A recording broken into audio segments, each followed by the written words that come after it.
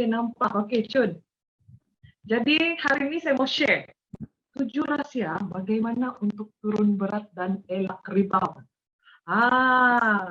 Jadi sebelum itu saya ucapkan selamat pagi, selamat datang, salam sejahtera kepada Anda semua, Nur Saidah, Ren, Nuri, Iza, oke. Dan nanti kita buat rekaman dan kita boleh share dengan kawan-kawan juga video ini supaya mereka pun boleh tengok macam mana sebenarnya mau turun berat badan nih. Oke. Ramai orang tidak tahu ini 7 rahasia kritikal semua orang mesti mau tahu. Bukan pasal produk yang magic sebenarnya. Ini 7 benda kalau kita sebenarnya dia basic saja, tapi kalau ini 7 benda kritikal nih, kalau kita tidak tahu, kita tidak buat, memang kita punya journey weight loss ni ada masalah sedikit. Itu yang buat orang selalu stuck dalam dia punya journey turun berat badan disebabkan oleh 7 benda ni. Jadi 7 benda ni semua yang mau turunkan berat badan sepatutnya tahu cara dia mau buat, tahu cara dia macam mana mau atasi ini 7 benda. Okey. Jadi sementara. Okey, tanpa membuang masa kita teruskan, okey. Okay, nampak. Thank you semua atas respon Anda. Okey, suara saya jelas kah? Suara saya jelas? Boleh respon suara saya jelas atau tidak?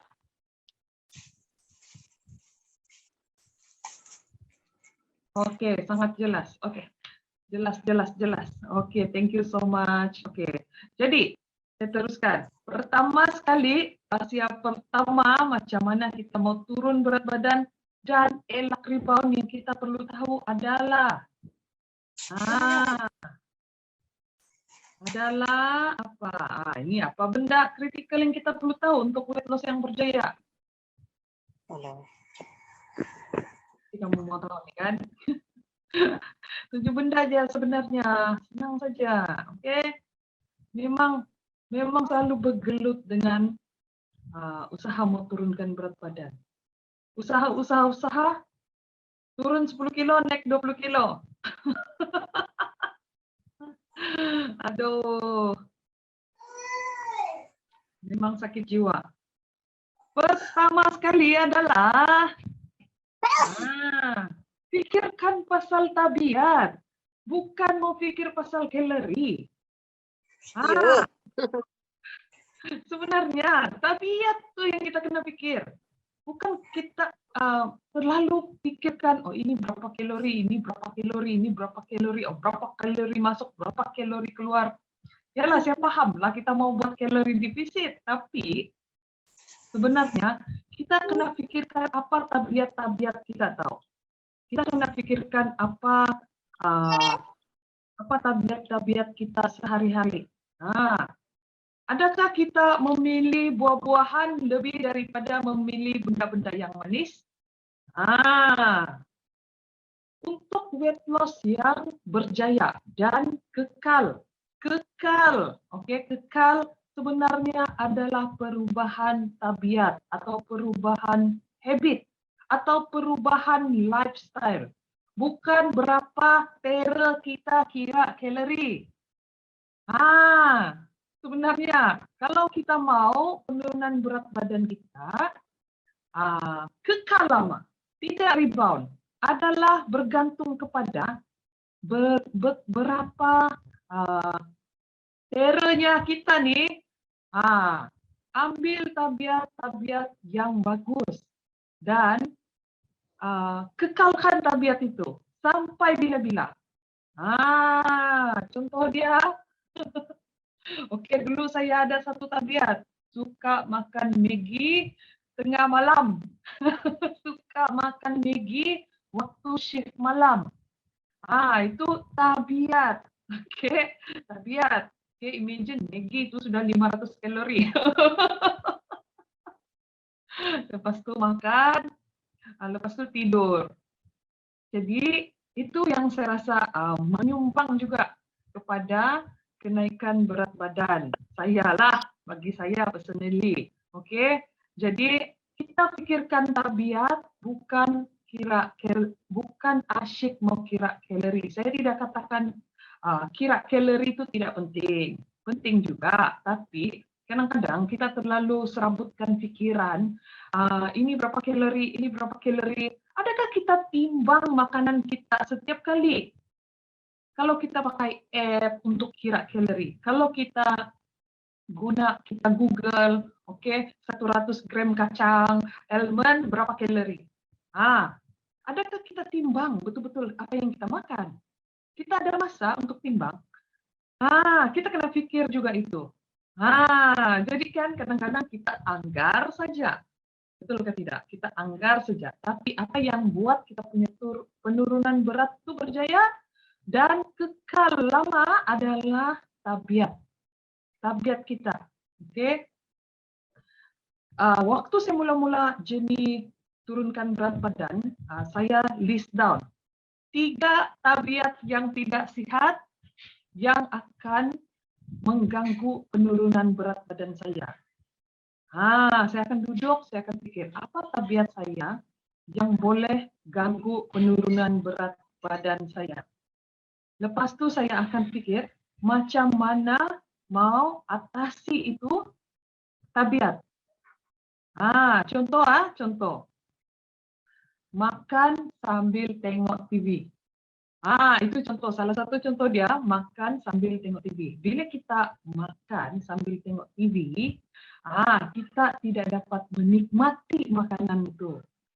Apa terjadi bila kita tidak dapat menikmati, kita tidak dapat hantar signal di otak yang bahwa kita sudah menikmati dan sudah kenyang makan. Bila kita tidak fokus benda lain, kita hanya fokus kepada makan, kita fokus menikmati makanan. Menikmati makanan saat kita makan. Tanpa sebarang gangguan, kita akan hantar signal ke otak dan otak ni akan terima signal, okey dia sudah makan. Jadi kita tidak akan cari makanan lagi. Jadi kita tidak akan ambil makanan yang berlebihan. Jadi itulah. Jangan makan sambil tengok TV, jangan makan sambil tengok telefon. Sebab dia akan jadi satu distraction. Okay? Lepas tu, kadang-kadang kita terlalu sibuk kerja, terlalu caught up dengan rutin-rutin kita sehari-hari. Jadi, kita selalu terlupa untuk bergerak. Okay? Terlalu sibuk urus anak, terlalu sibuk bekerja. Okay? Kadang-kadang kita duduk saja. Dari kita sampai kalau yang kerja, dari dia sampai di office sampai tengah hari itu dia duduk saja. Okay? Padahal kita tidak boleh kalau tidak bergerak. Jadi kita kena pasang alarm. Okay? Pasang alarm, okay, untuk ingatkan kita untuk pergi bergerak. Sekurang-kurangnya pergi ke bilik air, pergi buat air, ambil air kah, okay? Pergi minum. Saya ada alarm untuk minum, ada alarm untuk bergerak. Move, dia bilang saya punya alarm. Okay, sebab kadang-kadang benda-benda kecil macam ni dia boleh bantu kita punya penurunan berat badan. Jadi sebenarnya diet, senaman ini yang bantu kita turun berat badan perlu kita serap ke dalam kita punya gaya hidup. Sebenarnya tabiat-tabiat yang bagus. Bukan kita diet, lepas tu bukan kita senaman workout, lepas tu kita turun berat badan, lepas tu kita balik lagi ke tabiat yang lama. Of course lah. Itulah yang buat kita rebound. Itulah yang buat kita naik lagi berat badan. Betul ke tidak? Kalau setuju dengan saya, jawab iya di ruangan chat. Respon ya. Kalau setuju dengan saya, oke? Itu sebenarnya tabiat-tabiat kecil macam ini, itulah yang akan membawa kita, akan menjayakan kita punya journey weight loss. Kan, betul kan? Hai Wati, thank you respon. Hai Jess. Bukan pasal kalori. Jadi kita kena jaga kita punya tabiat kan. Tabiat kita. Kalau kita dapat ubah kita punya tabiat-tabiat setiap hari yang kecil-kecil tuh, dia perlahan-lahanlah, secara berangsur-angsur. Satu tabiat demi satu tabiat yang baik kita serahkan dalam kehidupan kita, maka kita punya berat badan turun dengan jayanya dan kita akan dapat kekalkan kita punya penurunan berat badan. Tidak benatkah asyik-asyik mau start diet? Asyik-asyik mau start diet. Betul kan? Asyik-asyik sudah turun berjaya, nanti berapa tahun lagi naik lagi balik. Penatlah kan? Lepas tuh kita analisa kita punya rutin. Kedua adalah kita kena buat analisa sendiri. Rutin pagi dan petang kita. Oke. Mesti kamu mau tahu apa saya punya rutin pagi yang buruk. Kita kena tahu apa rutin-rutin yang boleh mengganggu kita punya penurunan berat badan. Dan apa rutin-rutin yang akan buat kita punya weight loss nih, rebound, kita punya berat badan akan rebound balik. Apa rutin-rutin dia? Yang pertama, kalau bagi saya lah, secara personal, saya share. Kadang-kadang tidur lewat, jadi lambat bangun. Lambat bangun pagi. Bila lambat bangun pagi, kadang-kadang miss sarapan. Bila miss sarapan, apa terjadi tengah hari? Nafsu makan membuak-buak. Jadi monster. Jadi akan makan berlebihan. Itu satu. Bila kita skip meal apa semua, akan buat kita lebih lapar. Dan sebenarnya sel-sel kita tuh dehydrated, kurang air. Dia akan send signal kepada otak, just makan. Makan lagi. Oke, makan lagi. Itu satu. Lepas itu kedua adalah tidak cukup tidur. Kadang-kadang lewat tidur,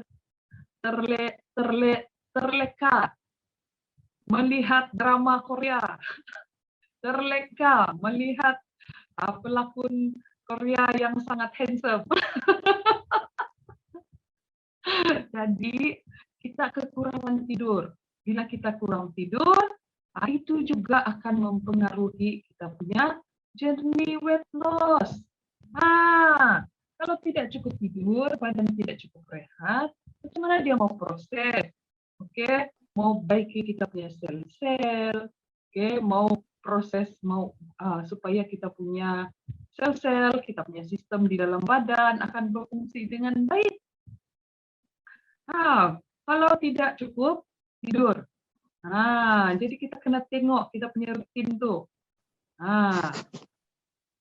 Kita kena cari jalan untuk atasi dia. Macam mana? Set alarm. Macam saya sekarang, yang saya rasa berjaya bagi saya set alarm. Jam 12 tepat saya mesti tidur. Kalau tidak pun lebih-lebih sikit bolehlah. Tapi yang penting ada alarm untuk ingatkan saya, Jess, it's time to sleep and rest. It's time to sleep and rest. Dulu saya memang selalu lewat tidur 2 pagi, 3 pagi. Jadi memang saya ada jumpa beberapa orang di dalam tim saya, oke, yang berusaha untuk turunkan berat badan. Diorang hadapi masalah untuk tidur waktu malam. Memang ada orang akan ada ini masalah. Oke, nasihat saya pada mereka, selalunya saya cakap, oke, kalau kau selalu workout pagi, saya nasihatkan kamu workout petang supaya kau rasa penat. Jadi malam kau akan lebih mudah untuk tidur dan elak ambil kafein kopi selepas jam 5 petang. Itu bagi yang ada masalah untuk tidur pada waktu malam. Tapi kalau ada baby kecil, sorry lah makcik tidak dapat tolong. Okey, dia memang akan bangun pukul 3 pagi. Sebab baby-baby ini dia akan lapar 3 jam. Memang macam itulah. Tapi sabar sajalah. Okey. Cuma 3 bulan saja. Selalunya budak-budak ni dia bangun tengah subuh ni, dia sampai umur 3 bulan saja. Oke, jadi kena banyak-banyak bersabar. Itu salah satu proses dia menjadi ibu bapa. Jadi memang pernah lalui, memang kalau boleh berpakat dengan suami, ganti-ganti. Oke, malam ni kalau dia bangun, kau yang tolong bagi susu lah. Macam tu. Itu cara saya dulu dengan suami lah supaya saya dapat rehat. Okey. Jadi kadang-kadang bila macam mana kita mulakan pagi kita akan menentukan the rest of the day kita. Jadi mulakan pagi kita tu dengan perasaan bersyukur, perasaan gembira, okey, dengan semangat. Dengan semangat. Okey, jangan start dengan benda-benda yang negatif. Okey, jangan buang masa fikirkan benda-benda yang negatif, hanya fokus kepada perkara-perkara yang positif. Jadi nanti kita punya hari akan berlalu dengan kita rasa seronok, kita rasa best. Okey. Siapa yang ada masalah sama dengan saya? Ya, Nori kata, okey, ya buat alam. Betul, saya ada masalah ni dulu. Tapi since start workout petang, malam saya tidur lena. Lebih 6 jam. Bagus. Bagus Nori. Kamu contohi Nori ni. Dia banyak ilmu sudah tu. Okey. Dan ketiga, lupakan mengira kalori buat masa ini kalau Anda baru bermula ataupun Anda mau turunkan berat badan dan kekalkannya. Kenapa? Okey, kenapa? Mengira kalori ni boleh buat orang jadi gila tau. Kamu tahu semua apa dia makan. Dia makan ini kalori, kalau macam ni saya makan berapa kalori. Kalau macam ni saya makan berapa kalori. Okey? Sebab kadang-kadang bila kita kasih tetap, kita tetapkan, saya akan dalam usaha menurunkan berat badan. Waktu saya mula ni, penurunan berat badan saya ada pikiran macam ni. Jadi saya mau share supaya kamu tidak ulang ini kesilapan. Okey? Jadi saya cakap, saya kira kalori sajalah. Jadi supaya tahu kalori defisit berapa. Jadi yang penting ada kalori defisit. Jadi kan saya jadi obses semua apa depan mata. Ini berapa kalori ya? Ini berapa kalori? Berapa banyak saya boleh makan? Ini berapa banyak saya boleh makan? Jadi kan lama-lama kita bila kita lupa buat dan kita masukkan dalam mulut apa makanan atau apa sebarang minuman. Jadi bila kita sudah obses, kita jadi stres. Kita jadi stres sebab bila kita lupa. Kita lupa kira. Jadi itu akan buat kita rasa macam overwhelmed. Saya tidak pasti apa dia punya bahasa Melayu overwhelmed. Okey, jadi macam kita rasa anxiety pula, rasa macam rasa bersalah pun ada. Okey, rasa macam disebabkan hanya oleh nombor-nombor kalori jenis-jenis makanan yang kita boleh makan apa semua tu. Jadi sebaiknya cara saya atasi masalah ni, saya outline apa makanan yang di dalam saya punya budget kalori. 5 jenis makanan, okey, untuk sarapan, 5 jenis makanan untuk makan tengah hari, 5 jenis makanan untuk dinner dan snack. Jadi kan dia mesti mau jenis yang simple, lepas tu sihat, biar rendah kalori, supaya kita tidak berhabis fikir lagi pasal kalori. Kalau kita ada 5 jenis, kalau saya tidak makan sup ikan, saya makan kari sehat. Kalau saya tidak makan kari sehat, saya makan tom yum. Jadi kita tahu dia sudah berapa kalori. Jadi bila kita prepare kan, kita tidak banyak fikir lagi dan dia mudah. Kita tidak perlu lagi fikir pasal pengiraan kalori kalau kita ada sudah ini pengetahuan apa menu yang sesuai untuk kita, berapa banyak kalori yang kita mau masukkan. Stick kepada hanya 5 jenis makanan. Jadi kalau kita bosan dengan 5 jenis itu, nanti setelah kita duduk lagi, kita cari lagi yang mana masakan-masakan yang rendah kalori yang dalam kita punya budget. Itulah kenapa kita perlu ada plan menu. Plan menu, tanya kepada mereka yang sudah hadiri kelas 10 hari plan menu saya, dan ramai yang message, ramai yang bagi feedback, diorang dapat turunkan hanya dalam masa 10 hari 1 hingga 2 kilo. Sebab plan menu yang saya bagi itu memang rendah kalori, memang sudah ajar cara masak yang lebih sehat dan di dalam budget keperluan kalori harian mereka.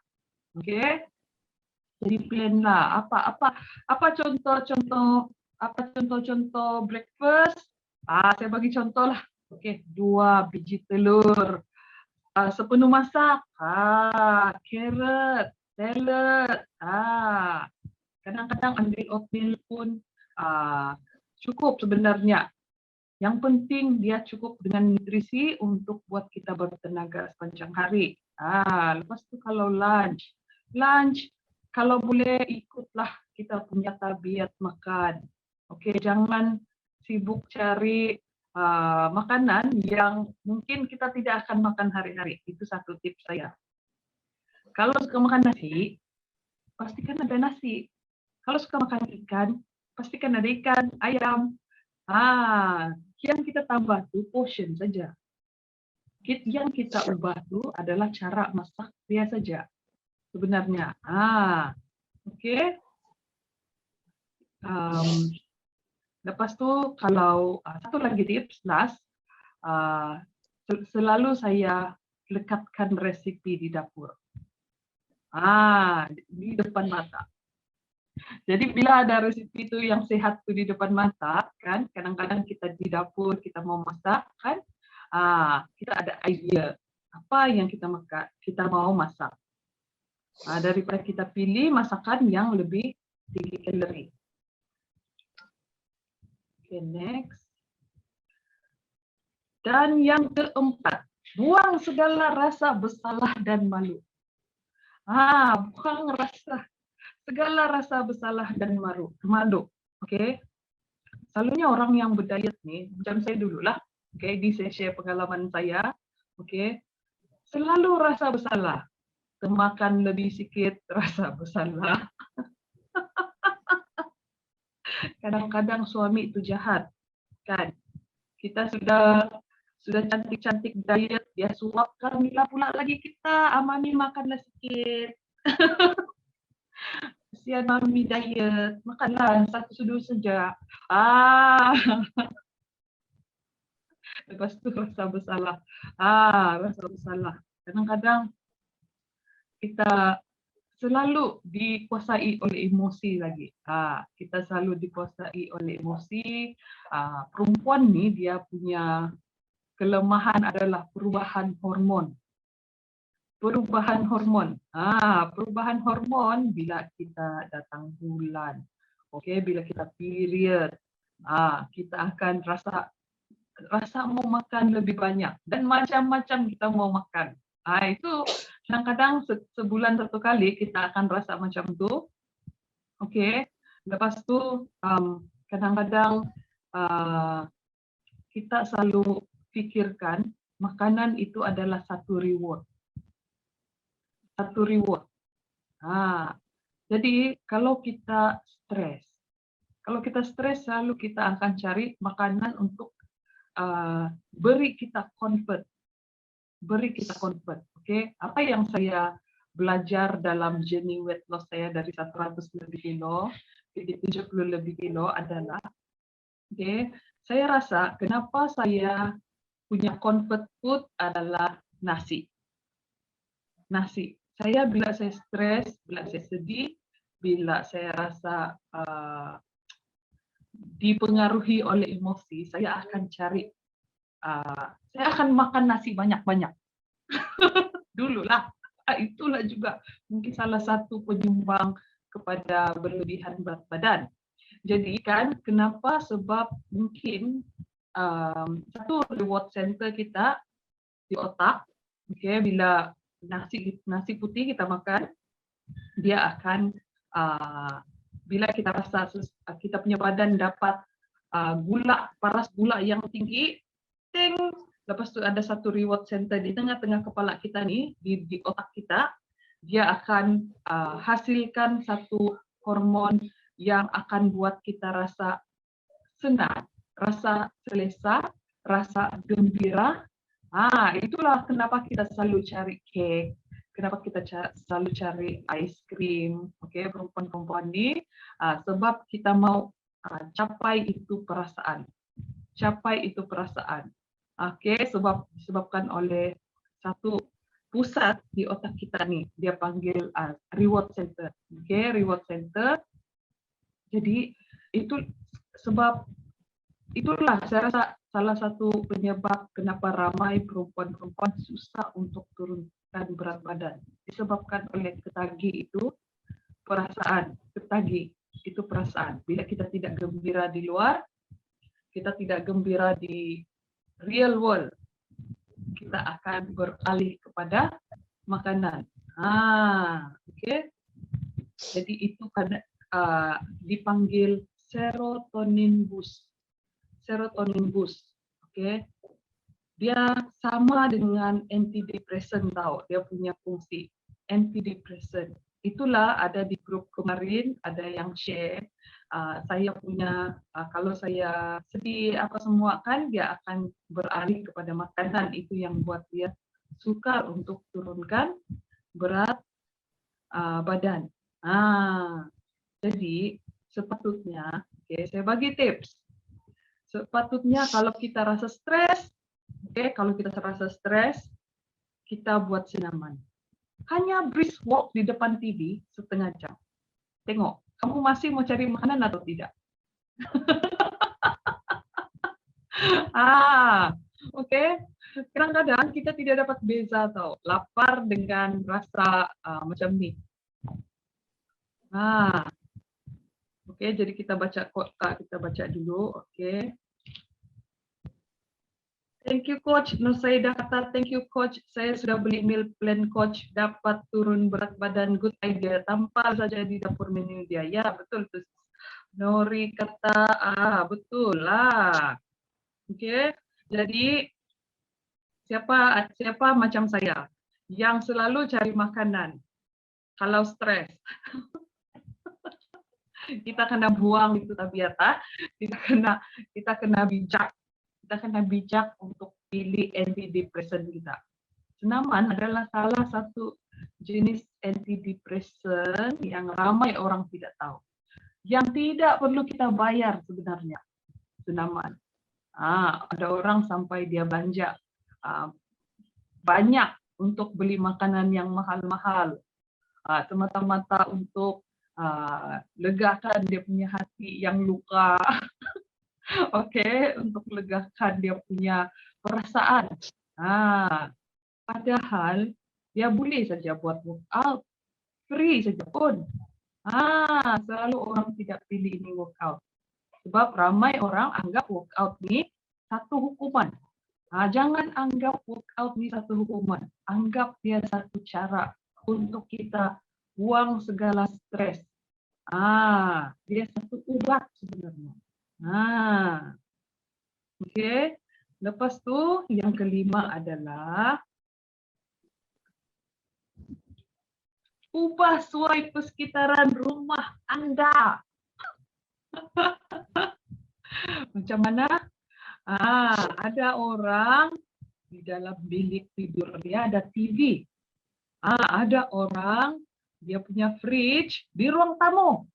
Ada orang tempat simpan makanan, contoh biskut-biskut apa semua, dia ada satu kabinet di ruang tamu. Tempat yang selalu kita lepak-lepak di rumah, disitulah juga ada makanan. Kau selalu lepak makanan, selalulah kau pergi buka tuh kabinet. Fridge pula kadang-kadang orang letak di tengah-tengah jalan. Ada rumah dia ada satu jalan antara mau pergi mana-mana dalam rumah dia tuh ada satu jalan. Tapi on the way di jalan tuh ada fridge. Jadi dia lalu dia nampak fridge buka. Dia lalu dia nampak fridge buka. Jadi itu akan buat kita asyik terfikirkan pasal makanan. Jadi kita kena ubah suai kita punya persekitaran rumah, tempat yang kita selalu ada. Jangan letak makanan. Lepas tu selalu orang makan di depan TV, kadang-kadang dia makan di coffee table ataupun di sofa, ataupun dia mungkin makan di lantai, makan di lantai. Padahal dia ada meja makan, tapi meja makan dia penuh dengan benda-benda yang tidak berkaitan. Apa kata, ubah suai persekitaran tu supaya kita boleh duduk di meja makan, kita properly makan. Bila kita properly makan, tanpa sebarang gangguan, kita akan beritahu diri kita, saya sudah makan, saya sudah kenyang. Kita akan signal kepada otak kita. Jadi otak kita cakap, tidak perlu sudah kau makan, kan kau baru makan tadi. Kita kena mindful eating. Kita kena ada itu, mindful eating. Kita kena sedar apa yang kita makan, apa yang kita masukkan ke dalam badan. Baru otak kita dia akan terima itu signal, dia sudah makan. Tidak perlu lagi suruh dia makan benda-benda yang lain. Jadi itu yang buat salah satu kejayaan penurunan berat badan saya bila saya makan macam itu. Bila saya makan, saya mesti akan nikmati saya punya makanan. Saya akan pelan-pelan makan. Kamu tahukah, 20 menit sebenarnya baru badan kita nih tahu kita sudah kenyang atau tidak. Kamu makan berapa menit? Coba jawab di ruangan chat. Satu kali makan, satu kali duduk, menikmati hidangan, contoh makan tengah hari atau makan dinner, berapa menit kamu sudah habiskan untuk makan? Sebenarnya kita punya otak perlu, kita punya badan, kita punya otak, dia perlu 20 menit untuk tahu yang kita ini kenyang. 30 jam mati. 30 menit. Kalau 30 menit oke. Untuk makan.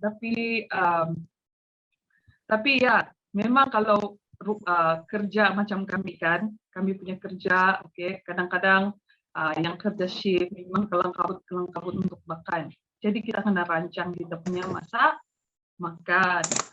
Kita kena rancang betul-betul kita bisa makan. Lepas itu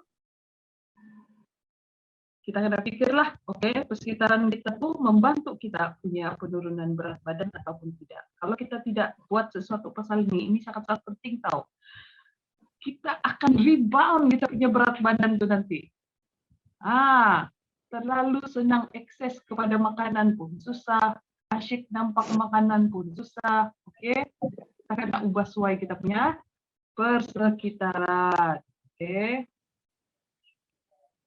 Dan keenam adalah guna pakailah teknologi yang ada. Guna pakai teknologi yang ada. Oke, sebenarnya banyak teknologi-teknologi yang boleh bantu kita dalam kita punya usaha bos. Contoh dia, kalau ada duit lebih, boleh dapatkan jam yang digital yang ada boleh ukur berapa jauh sudah kita jalan dalam hari itu. Oke, dia ada yang bagi anggaran berapa kalori yang sudah dibakar. Oke, dia sekarang banyak tahu teknologi canggih, jam-jam yang canggih, jam Bluetooth, sports punya. Oke, dia akan bagi alam move dia bilang.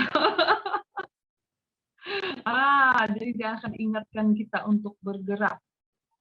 Walaupun saya di depan selalu habiskan masa di depan komputer, oke, saya akan coba untuk tengok saya punya jam, dia akan vibrate. Lepas sudah bagi tahu dia just move. So, jadi saya akan berdiri, akan bergerak. Oke, saya coba untuk tidak duduk sepanjang hari. Sebab itu pun akan mempengaruhi kita punya penurunan berat badan. Kalau kita lebih bergerak dalam sehari, kita punya berat badan akan dibantu untuk cepat turun. Betul, dia vibrate, suruh wake up. Betul tu Nori. Lepas tu, apa lagi teknologi yang boleh bantu kita guna pakai. Kita guna pakai itu teknologi. Okay. Ada satu lagi yang saya suka share. Waktu saya mula-mula weight loss journey dulu, waktu saya tidak ada idea macam mana mau masak, macam mana ataupun saya ada kekangan masa untuk sediakan saya punya makanan. Saya guna Grab, saya order healthy food. Itu salah satu hack dia lah. Oke, of course dia punya harga memang lebih mahal lah dia punya makanan daripada makanan yang kita sediakan di rumah. Tapi kan at least saya tidak berlebihan kalori yang saya ambil. Lepas itu kita pasang alarm juga. Oke, kalau kita cakap kita mau workout 3 kali 1 minggu, oke, kita set alarm di kalender kah, di telefon kah, untuk ingatkan, oke, time to exercise, time to work out. Jadi memang sangat-sangat bagus. Dan teknologi ini banyak sebenarnya, kita ada Google apa semua, tapi jangan anggap diri itu ataupun semua ilmu pada Google, oke, itulah yang sebetul-betulnya. Sebenarnya, waktu saya mula-mula start journey, saya ingat saya boleh Google saja ilmu, saya tengok-tengok follow mana-mana coach sebenarnya untuk turunkan berat badan, tapi memang sebenarnya tidak cukup, dan dia secara general saja. Secara general, dia tidak mengira saya punya keadaan kesehatan, berapa BMI saya, berapa tahap aktiviti saya. Jadi itu semua pengetahuan saya anggap bila saya nasihatkan, kita just anggap dia pengetahuan yang saja, secara umum, yang good to know. Tapi kita jangan terlalu obses dengan pengetahuan itu. Cara dia inilah cara dia. Bagi contoh, kalau ada mungkin kita baru mula weight loss, kita pikirkan bila kita Google, kita jumpa IF. Jadi dalam otak pikiran kita nih, IF nih, inilah yang paling berkesan. Inilah yang paling berkesan. Jangan pikir macam tuh. Pikirkan, mungkin IF nih sesuai dengan orang lain. Dan mungkin juga akan sesuai dengan saya. Jangan stick kepada satu plan. Macam saya dulu, macam-macam saya coba. Saya coba keto diet, Atkins, saya coba paleo, saya coba Mediterranean punya diet. Tapi kan last bila saya join program, saya ada coach, rupanya saya disebabkan oleh ketidakseimbangan hormon di dalam badan saya, rupanya saya perlukan satu diet yang cuma low karbohidrat. Low karbohidrat, low fat, low calorie sebenarnya untuk pastikan paras hormon saya stabil. Jadi barulah dapat membantu saya punya penurunan berat badan lebih pantas. Lebih pantas dan saya boleh kekalkan saya punya berat badan. Dan buat saya tidak lagi balik seperti dulu. Oke, next adalah sedikit lagi last adalah ketujuh, menolak untuk jadi bosan, refuse to get bored. Oke, kadang-kadang kita dalam journey weight loss nih kita akan sampai satu tahap bosan sudah. Bosan. Siapa pernah rasa macam ini? Jawab di ruangan chat. Ya. Bosan. Bosan hari-hari mau jaga makan, mau senaman, mau jaga makan, senaman. Ada pernah rasa macam itu? Alah, hari ini saya mau cuti lah diet. Hari ini saya mau cuti lah workout. Alah, bosan lah. Belum lagi mati ya, bagus. Adakah Anda pernah rasa sebegini? Kalau yang baru mula, of course lah tidak. Oke, kalau yang baru mula, lepas itu dia ada nampak inch loss, dia ada nampak dia punya timbangan makin turun, oke. Tapi kita akan sampai satu tahap, bila kita punya weight timbangan tuh dia statik. 78, 77, 78, 77. Kita workout hari-hari, kita makan macam itu juga. Ramai yang orang tidak tahu, sebenarnya kita punya badan nih sangat-sangat spesial dan unik. Dia pandai tahu. Kalau dia sudah terbiasa dengan kita punya rutin tuh untuk jangka masa yang panjang, dia akan adjust supaya kita kekalkan kita punya kalori itu, pembakaran kalori itu dia kasih kekal statik. Dia adjust ikut kita punya rutin. Jadi itu kita panggil plateau. Itu kenapa ada orang dia akan sampai satu tahap macam itu. Jadi dia perlu buat sesuatu. Dia perlu buat sesuatu untuk tingkatkan dia punya metabolisme badan. Ya, betul. Kalau berat statika bisa. Jadi kalau nasihat saya, sebab saya pernah lalui juga, saya pernah rasa macam itu. Penat lah, hari ini saya mau cuti. Punya cuti, berat badan makin naik, segala usaha yang kita usahakan dari day one semua ke laut. Jadi kita tidak mau macam itu. Jadi bila kita buat benda yang sama berulang, kita akan cepat rasa bosan. Itu memang fitrah manusia, itu memang normal. Jadi cari satu resipi baru setiap minggu. Kita ubah-ubah kita punya resipi, kita ubah-ubah kita punya meal plan. Spend time. Luangkan masa 15 hingga 20 menit sehari. Kita cari forum-forum, grup yang aktif, grup di Facebook kah, di WhatsApp kah, di Telegram. Kita cari cerita-cerita orang yang tengah berusaha menurunkan berat badan, orang punya kisah-kisah, kejayaan kah, kegagalan kah. Jadi bila kita baca, kita akan nampak sebenarnya bukan kita satu orang saja yang tengah berusaha turunkan berat badan. Macam kamu masuk dalam grup WhatsApp turun berat 2022 dan grup Telegram turun berat 2022. Macam mana? Bila ramai orang, kita nampak juga berusaha untuk turunkan berat badan, jaga pemakanan, senaman. Jadi kita akan rasa kita tidak alone. Kita bukan keseorangan. Pasti kita akan pinjam dia orang punya semangat, dia orang punya aura positif tuh untuk boost lagi kita punya penurunan berat badan. Kita punya usaha mau turunkan berat badan. Saya pun mau try lah macam dia punya resipi. Semua try lah macam dia punya makan tengah hari tadi dia post. Jadi kan motivasi ini kita tidak boleh tunggu. Kita kena cari. Kita kena ada sentiasa setiap hari ada motivasi, mesti sentiasa ada inspirasi. Kamu boleh Google hashtag weight loss transformation, weight loss motivation.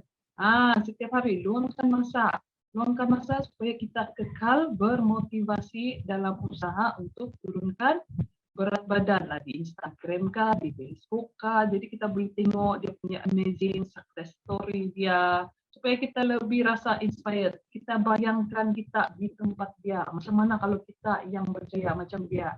Oke, jadi lupakan idea bila kita buat bila kita berusaha turunkan berat badan, kita akan rasa inspired. Tidak boleh. Kita hanya boleh inspired by other people. Kita hanya boleh inspired dari kita melihat orang lain. Jadi kita kena selalu buat itu. Jangan buat seorang-seorang. Oke. Hadapi semua cabaran. Memang saya rasa usaha turunkan berat badan ini memang susah. Saya tidak mau tipu, memang susah sebenarnya. Susah. Terutama bagi yang tidak pernah buat ataupun baru bermula, memang susah. Turunkan berat itu susah, kekalkan berat badan itu pun susah. Tapi kita pilih mana satu susah kita mau. Sebab jatuh sakit, kena stroke, sakit jantung, kencing manis, kena makan obat, kena jarum insulin, lagi susah. Saya rasalah. Bagi saya tidak tahu kamu. Oke. Jadi kita pilih mana satu susah kita mau. Kita pilih. Kamu pikir sendiri. Kamu pikir sendiri mana satu susah kamu pilih. Kamu mau susah usaha turunkan berat badan, jadi kurus, jadi cantik, jadi sehat, atau kamu mau susah bila kita suatu hari nanti didiagnos penyakit darah tinggi, kencing manis, rosak buah pinggang, sakit jantung, bukan minta-minta lah, tapi itulah realiti dia. Bila kita lebih berat badan, kita akan dapat segala risiko-risiko penyakit yang kita tidak mau. Kita akan keluar belanja yang lebih banyak, kita akan menyusahkan orang sekeliling kita akan lebih sukar untuk buat amal pada orang lain pula, sebab kita kena jaga diri kita sendiri yang sakit. Kan sembahyang pun susah. Itu yang saya pikirlah. Itu bagi saya. Lepas itu anak-anak kita memerlukan kita untuk kekal sehat. Oke. Jadi hadapi semua cabaran, hadapi ini proses dengan konsisten dan penuh sabar. Oke, saya cabar kamu. Oke, untuk berusaha lebih setiap hari, oke, belajar, oke, cari ilmu, oke, kamu boleh follow saya juga, saya akan buat lagi kelas-kelas coaching percuma macam ini, oke. Dan saya harap kamu berjaya capai kamu punya matlamat, oke. Jadi kalau yang tiada idea atau baru bermula, oke, nanti saya akan buat satu kelas panduan yang kamu mesti tahu. Apa panduan-panduan dia? Yang kamu mau tahu. Mesti tahu, bukan lagi mau tahu. Mesti tahu untuk turunkan berat badan. Saya dulu kalau ada orang kasih tahu saya ini awal-awal kan bagus.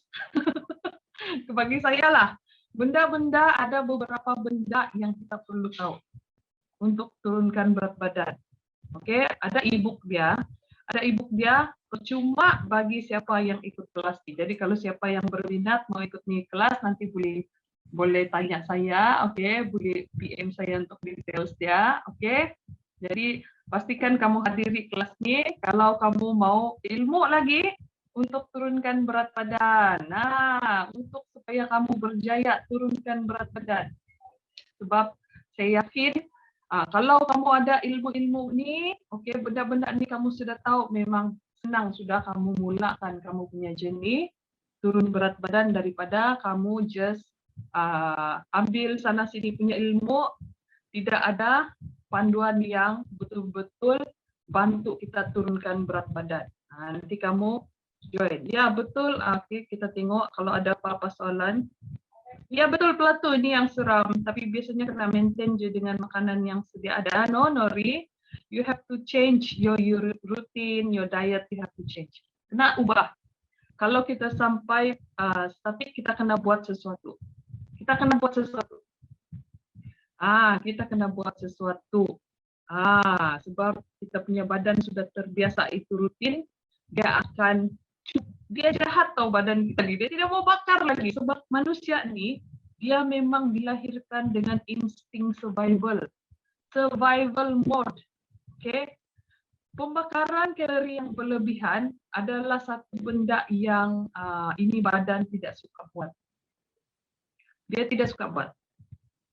Itu kenapa kalau kita diet yang ekstrim, terlalu IF pun kan kadang-kadang kita tengok kita tidak turun berat badan tau. So badan kita ni special. Dia unik. Dia ada itu survival insting untuk keep kita supaya tidak lagi membakar lemak. Saya bagi contoh, orang yang hanyut di laut, di tengah laut. Okay? 15 hari tidak makan, tidak minum. Tapi masih boleh hidup. Macam mana? Sebab kita punya badan, bila kita tidak makan, tidak minum, dia berubah ke survival mode. Bila dia berubah ke survival mode, dia akan conserve energi, dia tidak akan bakar apa-apa lagi energi supaya pastikan kita terus hidup. Begitu. Sebenarnya, jadi kita kena pintar, kita kena bijak, kita kena lengkapkan ilmu untuk bantu kita capai kita punya matlamat. Okay, weightlifting okay kan, tapi kena up lagi lah. Okay, weightlifting okay memang sangat-sangat bagus. Kalau ada personal trainer di gym memang sangat-sangat bagus. Okay, kalau mampu kamu boleh pergi. Okay, tapi saya mau ingatkan 80% adalah pemakanan, 20% adalah senaman dalam penurunan berat badan ni. Dalam usaha menurunkan berat badan, sebenarnya kita kena tahu macam mana mau jaga kita punya pemakanan dulu. Lepas tu kalau kita dapat buat otot, kalau kita dapat itu bonus. Okay, dan dia memang ada dia punya atur cara dia. Tata cara dia sebenarnya untuk buat senaman. Okay, bukan kita pergi terus kita buat weightlifting dengan harapan kita turun berat lebih pantas. Sebab saya memang ada jumpa, saya punya teammates, okay, dalam satu team, okay, dia memang dia ada home gym, sampai ada home gym, hari-hari workout, tapi berat badan dia statik. Memang dia akan turun, tapi dia akan capai satu tahap dia statik. Jadi sebenarnya pemakanan yang penting. Betul coach Liza kata. Kan? Oke, kalau ada apa-apa soalan lagi saya buka dalam masa 2 menit. Kalau ada apa-apa soalan kamu mau tanya saya, kamu tanya sekarang. Oke, di samping itu siapa yang daftar ini kelas awal akan dapat harga promosi. Harga murah-murah sekali. Oke, siapa yang message saya nanti akan dapat harga murah-murah sekali. Harga yang sangat murah daripada orang lain yang mendaftar selepas hari ini. Bila saya mau buat ini kelas, oke, dalam next week. Nanti saya umum dia punya hari. Oke, don't worry, dia ada rekaman juga. Oke, tidak lagi soalan. Jadi thank you so much for your time. Thank you sebab sangat-sangat supporting. Oke, sangat-sangat gembira bersama-sama dengan Anda pada hari ini. Ya, thank you Wati, thank you so much juga. Thank you Nur Saida, thank you Mila, thank you Nur Ayumi, thank you Abidi. Thank you Kak Dayang, Salwa, miss you. Thank you Ren, harap semoga bermanfaat.